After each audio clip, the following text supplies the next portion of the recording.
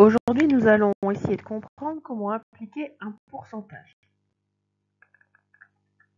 On va commencer par un exemple. On nous dit que dans un collège, on compte 150 élèves en 6e et que parmi ces 150 élèves en 6e, 30% prennent le bus. La question qu'on peut se poser, c'est finalement combien d'élèves cela représente-t-il?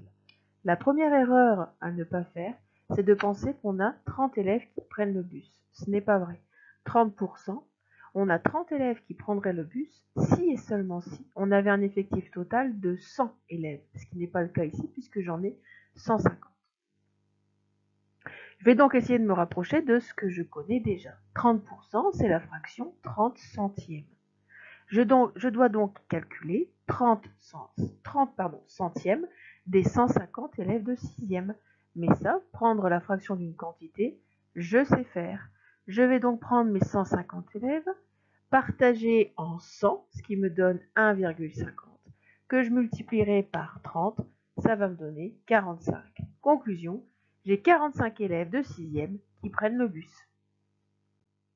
Un autre exemple, puisque les pourcentages, souvent, quand on vous demande à quoi ça vous fait penser, eh bien ça nous fait penser au pourcentage de réduction lorsqu'on fait les soldes.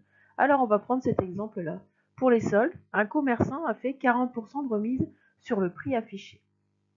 J'ai repéré un t-shirt à 25 €. Combien vais-je le payer?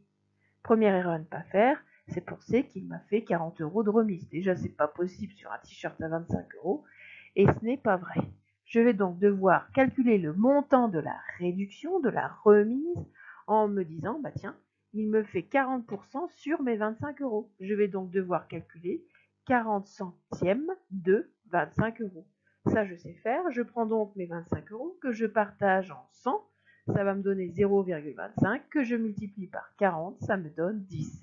Conclusion, le commerçant va me faire 10 € de réduction. Ce n'est absolument pas le prix que je vais payer. C'est un montant de réduction sur mes 25 € de base.